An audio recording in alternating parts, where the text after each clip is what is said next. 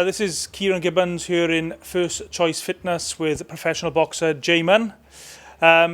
Jay, I briefly caught up with you after one of your, I think it was your pro debut in the Vale last year. We'll talk about your boxing career, your pro career in a bit, but just tell the viewers, you're new on the Welsh boxing scene, so unless people have followed amateur boxing, they probably don't know much about you. No. So just tell us a little bit about yourself. I'm from a small village, Roos. We've been boxing since I was 14 years old. Haven't had that many amateur fights. I represented Wales in the Commonwealth Games. I won a Welsh Youth vest. Competed in the British Championships. Just turned professional now, 2019. I had 2 professional fights before Christmas, 2 good wins. Now I'm going for my 3rd professional fight, March the 14th.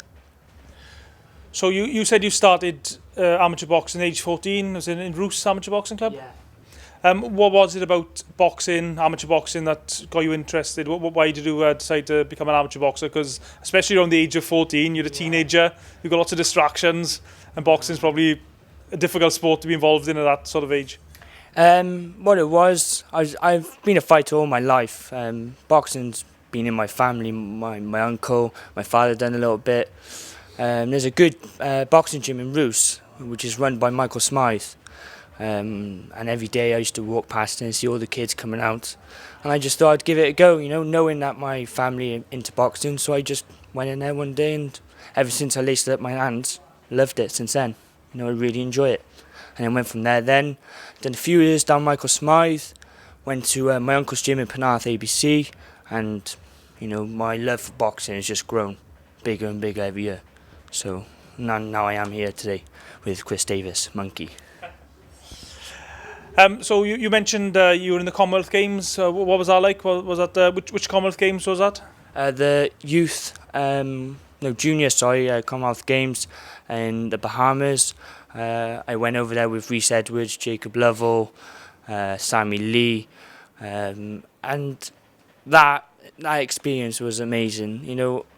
Although I didn't get far, the experience alone was fantastic. And to be honest with you, I didn't really think I would see myself doing something like that. I thought I'd do okay in boxing, but to get to that was next to nothing. I couldn't believe it. I was so shocked. And the phone call I had, I thought someone was having me on. I was like, yeah, okay, nice. When you're joking around here. And then I had an email, and then the butterflies, everything just, it was fantastic. And then the training camp and the boys around me, my level, my skill just improved massively. Being around good boys, sparring good boys, being coached by Colin Jones. It was, I couldn't ask for anything better. And only having 22 amateur fights underneath me, it's fantastic, really. On paper, it's really good. So that's, So, what was it like for you putting that Welsh vest on, and I'm presuming you're a tracksuit and being part of that Welsh team? I know your trainer Chris. There's an infamous picture of him and Barry Jones in their Welsh tracksuits when they both had hair. What was it like representing Wales on abroad in the Commonwealth Games? Wow, it was that good. But I didn't take it off. I slept in it. But no, seriously though, I felt so proud walking out. The Welsh national anthem, absolutely bouncing. And you're with your teammates. Although boxing's a lonely sport, you got your team around you. You got your Colin, you got the boys, and you're all there. And you just, I don't know what it is. You're so proud. And for me, it's quite, the emotions are very high, representing Wales, and for Commonwealth Games as well. It's a big thing. So that was amazing. Colin Jones, you mentioned there, just in case any of our perhaps younger viewers don't know who he is. He's a Welsh fighter from Swansea.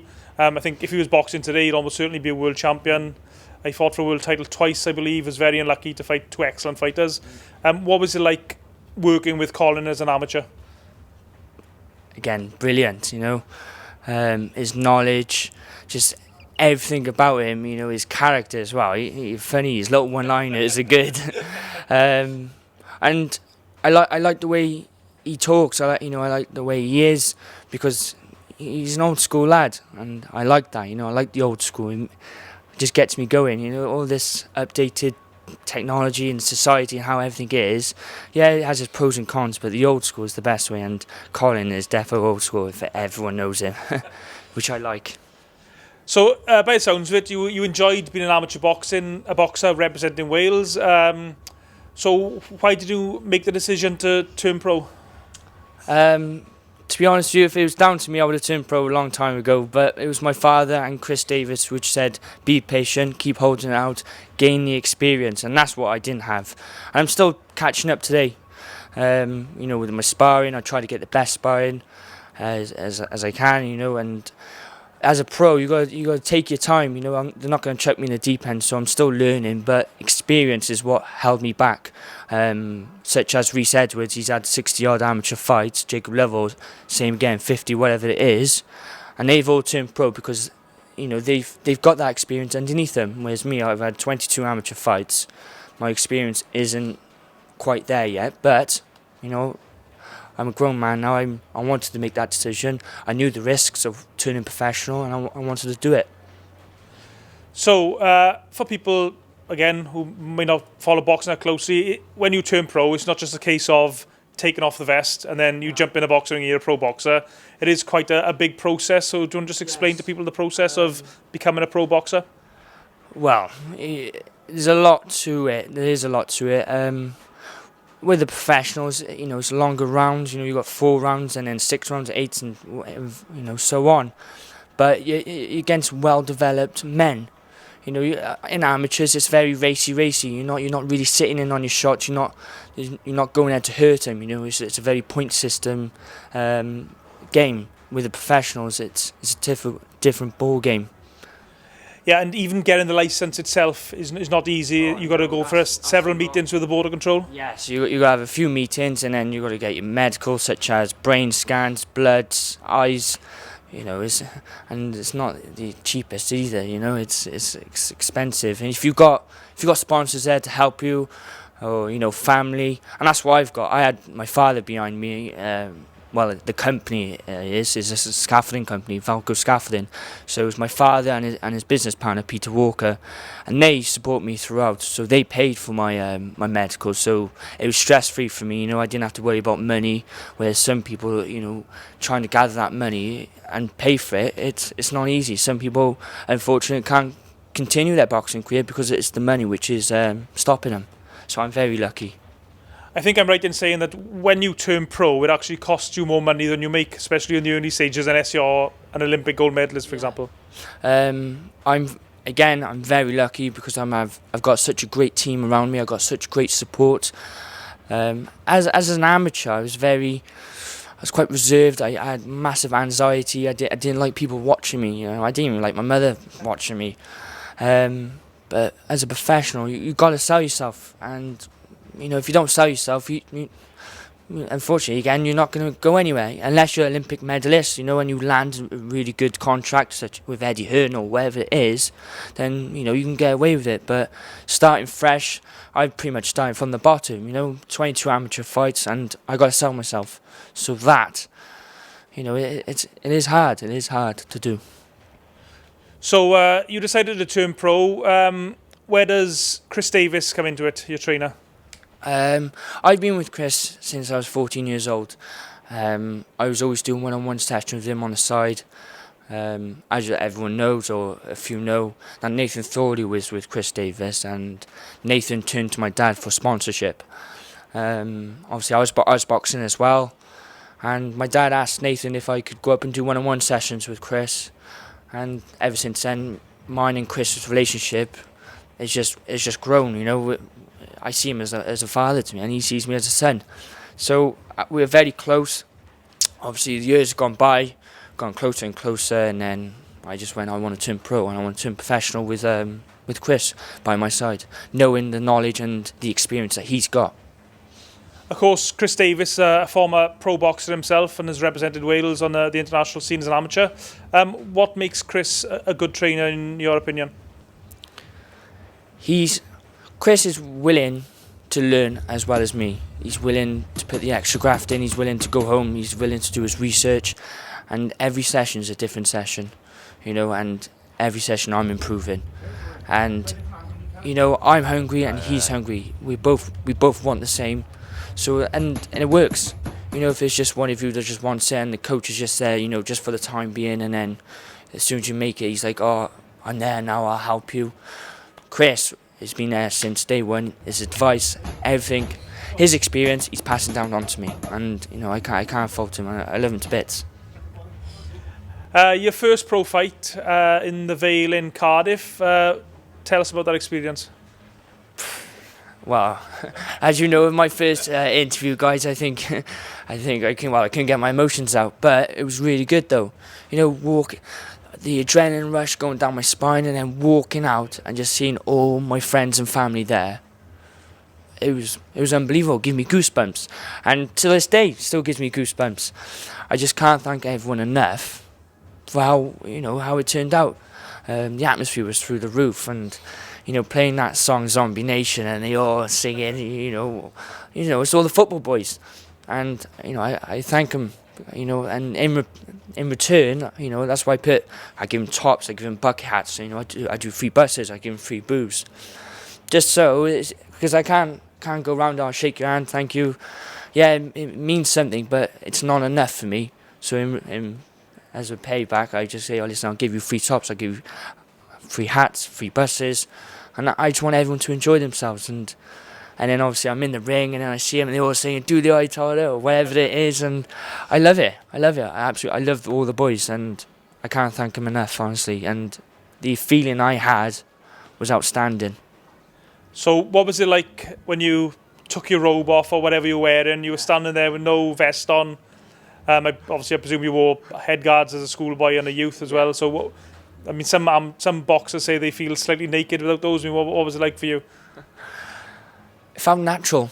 Funny enough, it did feel natural. It felt I was in that ring. I was like, yes, this is me. This is how I want to look, and I loved it. Absolutely loved it. Again, when you do take it off, it is a different experience. Going from the vest to the head guard and whatnot. It's just, you do feel half naked, but for me, I was just like, this is natural. I loved it. Absolutely. I don't know any more words to say. I loved it. Amazing, but really good though. It was a good experience as well. And at one point, I picked up on when I interviewed you after the fight, is you said, which you mentioned there a moment ago, as an amateur, you didn't really have you didn't encourage people to come and watch you. Whereas now, as a pro, obviously, you've got to do it. So, is that you developing as a person as well? Show my true colours, yes. As an amateur, like I just said, the anxiety I had was through the roof. I didn't really like it when people would watch me, because I always thought it's big-headed. It came across cocky, and as a professional, you got to do it. You got to do it to make a noise. You got to do it to get yourself out there. The turnout I had for my professional debut, I didn't expect. I just thought, I thought in my head about 60 people, but then to have 270 people there was a massive shock. My old man came to me and he goes, listen, you got about 270 people out there. I was like, oh yeah, cheers dad. Thanks mate, I'm trying to warm up here. But honestly though, you got to do it. And, at first I was a bit sheepish about it. I didn't really like it. But then, Gary was like, you got to put yourself out there, Jay. You got to do it. And same as my coach, Chris. He said, Jay, you have to sell yourself. Which, I'm developing. I'm getting better at it. Confidence is slowly coming out of me. Because as an amateur, my confidence wasn't actually there either. So I was very hit and miss. I was like, oh, am I going to win? Am I going to do this? Or look at the size of him, and whatever it is. And it threw me off. But as a professional, it felt like everything clicked for me, which was weird. I think these days, to be a successful professional boxer, you obviously got to be able to box in the ring, but also you got to be able to do these type of things, interact with the fans, sell yourself on social media. Yeah, that's hard itself. Doing the interviews and trying to sell yourself, not just in the ring but out of the ring as well. Like you said, down in the local, it just so happens now everyone in Roos I'm friends with, So that's a bonus. You know, that was very easy for me. I was friends with them all before, so trying to sell tickets to the Roost people is, well, I'm not saying it was easy, but it wasn't so hard for me because, you know, I'm friends with them all. So that gave me a bit more encouragement to sell myself. And then they were like, oh, I'll ask my friends, and then it just expanded. My dad has a lot of connections as well. He has a good bunch of friends around him, so, you know, trying to get them drawn in was easy as well, you know. And with the scaffolding game, everyone loves a boxer as well, so that goes a long way. So I believe you've had 2 pro fights now to date. You've got another fight coming up 14th of March. Yeah. Is that correct? That's it. Yeah, 14th of March. It's a Mo Pryor / MTK show. Looking forward to it. I had a nice Christmas off, so now all hard preparations going into this now and put on a good performance. And how do people get in contact with you to get tickets? I believe you're on social media. Yeah, Facebook or Instagram, Bruce Rhino, or, you know, on Facebook, Jay Munn. I'll have my, if you go on my social media, I'll have contact numbers to go on, such as my father to contact, or myself, or my brother, or my best friend. So that all the details will be there, but just get started by just messaging me on Instagram or Facebook. Switch, back down. And what is the big boxing dream for you? Well, there's a lot of dreams going through my head, you know. But ideally, my dream is to fight in Cardiff City Stadium and just have a couple of thousand people scream my name, and then after we just go and have a pint together, you know. But that honestly, that is my dream. Just that's all I want. It's just to fight in Cardiff City Stadium and thousands of people calling my name, and then just go and have a pint to them after. And I think it's worth mentioning as well, you train here in First Choice Fitness in Llantrisant, sort of Talbot Green area. I mean, what's it like training here? I know a lot of other pro boxers train here as well, and they've got quite a lot of experienced guys here. It's good. It is. It's nice because it's just me and Chris. You know, when we're training, you know, no one else distracts us. I got a good team around me. I got Brendan, which allows us just to train here.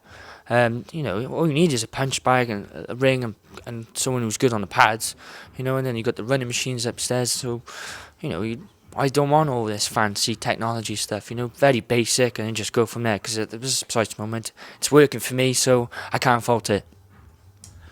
Okay, thank you, Jay. I don't know if you've got anyone who could have a shout out to, any sponsors. I know you said you got your dad's your sponsor, or anything, any mentions you want to make? I would just like to say, obviously, thank you to my father and his business partner, Peter Walker, Valco Scaffolding. Thank you very much for Athlete's Kitchen for helping me lose my weight and sort me with the right nutrition. And shout out to all the Roost boys. You know, without you lot, I wouldn't be here today. Thank you very much. Okay, thank you, Jay, for your time this morning, and look forward to watching you boxing again on the 14th. Hopefully have another good post-fight interview with you. Very excited. And I'll control my emotions before we have an interview, though. But yeah, looking forward to it. Okay, cheers, mate, and good luck. Cheers, Jay. Cheers.